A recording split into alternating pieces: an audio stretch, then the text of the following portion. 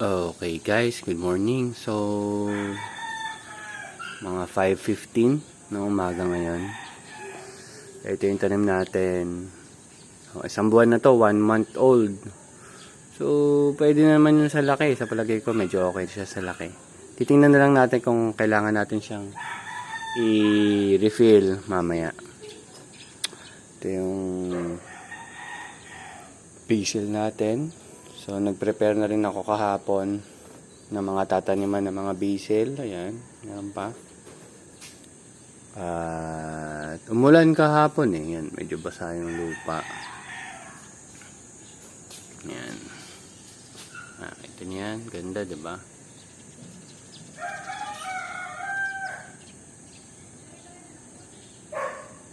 Ito, more than 1 month na. 1 month and 5 days. 4 days. Yan. Ganda ng tubo.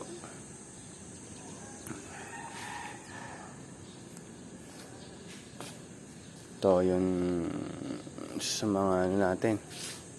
Na-monitor natin. Yan. So, consistent naman sila. Mukhang okay naman yung paglaki nila.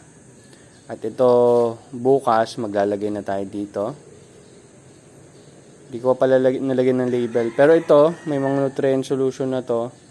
Pero ang problema pa nito, pH level masyado mababa. Nasobrahan ko ng pH down. So, kung mababa pa rin siya mamaya, titingnan ko, lalagyan natin ng pH up additional.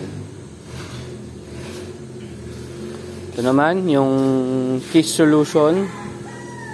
Ito yung unang-unang batch na nilagay natin sa styro. Yan. So, ito yung April 20 na seedlings natin. Tingnan lang natin yung tuwing tanghali pala, napapansin ko yung mga bell pepper, medyo nangihina kasi nga sobrang init.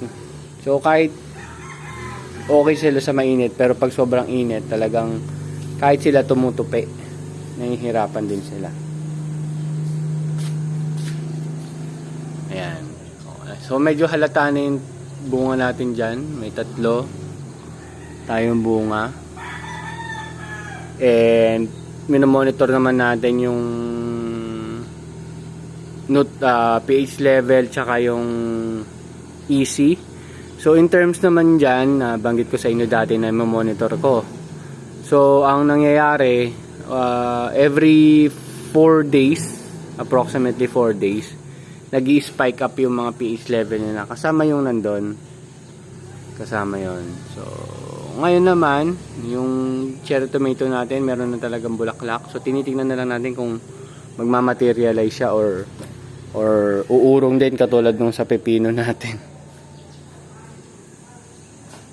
Ayan. So, may tubig eh. Tinitingnan ko kung baka may leak eh. Pero, palagay ko, galing yan dun sa tawag dito, ulan kahapon. So ito natuyo pala, hindi ko pala ito nalagyan, no? Pero medyo moist pa siya eh. So kaya pa yan. Nalagyan ko ito ng nutrient solution. So iniisipan ko na rin kung saan ko siya ililipat. Siyempre naka-nutrient solution siya. Mga petchay tsaka mustasa yan. Ito rin. Ito, mustasa, petchay, tapos ito yung amaranth natin. So ito yung mga ililipat natin mamaya doon. So, parang flowering na kaagad siya. Ang bilis siya mag-flowering. So, ito naman, medyo nakaka-recover na, medyo nakakabawi na sila. Kasi maganda na yung araw nila. Yan. So, ito yung ano dito? Lemongrass. Tapos ito, ililipat din natin to. Thai basil naman yan. Siguro mostly nang ilalagay ko dito is lemon and sweet basil. Kasi yun yung paborito ko. Yun yung nagustuhan ko. Yan. Ito yung tanim natin. No? Ito, malapit na rin pala itong i-harvest eh. Yan. Sa next week.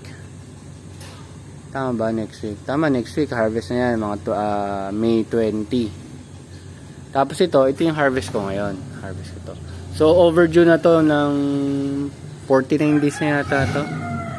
Ganda ng laki ah. Ayun no. Papaabutin ko pala ng 50 days. Lalaki talaga siya. Maganda. Yun nga lang, siyempre mas maganda kung mai-out mo na mas maaga kasi mas mabilis yung turnover natin. So ayan, ito may flower, hindi pa bumubukas yung flower niya. Pero meron na. Pero nakita nyo, 'di ba? Malago din, oh, malago na rin yung natin, talong natin. Maganda niyan. Tatlong sanga yung meron tayo. So ito, nilinis ko na rin yung mga natuyo dyan, nilagay na natin doon. Yung nakita nyo pinrepair ko mga soil, nandun na siya. So ito medyo bumabagsak-baksak. Lagyan din natin ng support. So kasi ang nagiging nakitang problema dito, since mahina yung araw nila, yung pinaka-stem nila, hindi tumitibay. Yun yung napapansin ko. Yan. So flowering na rin naman tayo dito. Pero mukhang mga male flowers pa to eh. Ito yung pipino natin na nasa lupa. So ayusin natin yan, no. Kung saan na siya nagpupunta eh. Yan. Pero hindi ako muna nagpo-prune ng mga suckers. Hinahayaan ko lang silang tumubo ng tumubo. So yan.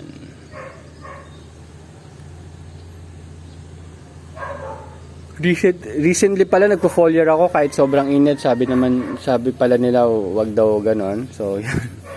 Kailangan bago sumikat ang araw tsaka pag lumubog na yung araw, parang ganon dapat. So marami ng bunga eh. Talagang nag-pop up yung mga bunga niya eh. Ayun no, nag-pop up yung mga bunga. Pero yun, ang tanong nga kung magmamature ba.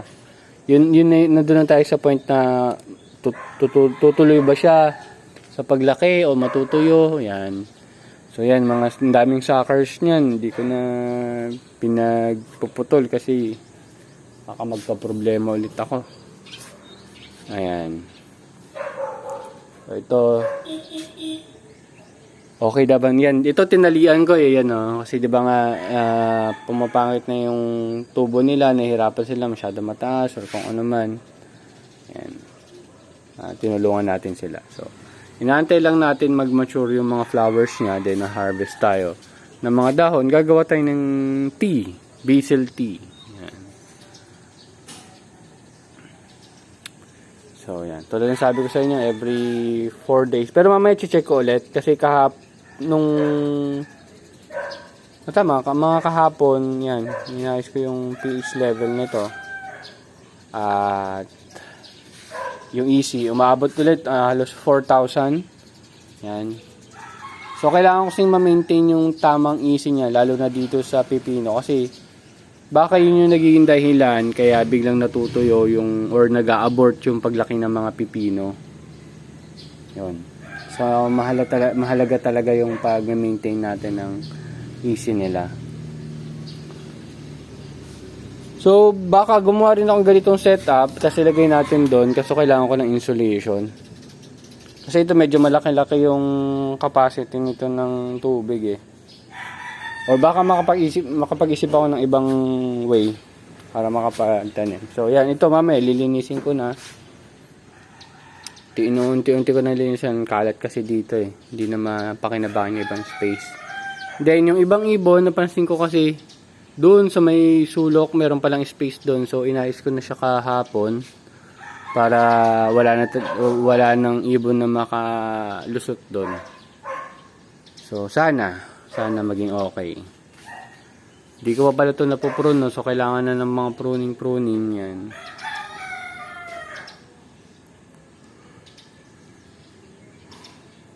Ito yung papatayin ko sana pero nabuhay.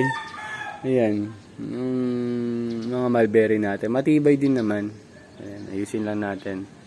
Para makagapang na sila dito. Ayan. So yan, yun lang naman ang update natin ngayon. So magkuha lang ako ng pagkain ko. At lalagyan ko lang to ng nutrient solution and that's it. And hopefully, konti na lang talaga eh. Siguro mga after 2-3 weeks, makita nyo puno to eh. Ang pinaproblema ko na nga ngayon kung saan ko na siya itatanim. Yung susunod pa ng mga batches. Kasi naubusan na ako ng bangko para patungan nila. Pero gagamit ako nung gano'n, no? Nung soft drinks. Yun na lang muna. So, ayan. Ang ganda ng mga tubo dito. Tapos ito rin, amaranth. Inaasahan ko maganda yung tubo niya dito kasi maganda na yung araw. Yan. Malamang dadagdag pa rin ako niyan eh. Baka maglagay ako doon, no, sa gilid, no. Maliban sa BC, lagyan natin ng amaranth. Para, yan, may gulay. Kasi ito, kuha akong dahon or talbos, nilalagay ko sa, kahit ano. Madalas sa sardinas. Yan, doon ko nilalagay. So, that's it. Harvest ko na muna. Ayun, oh, laki, oh.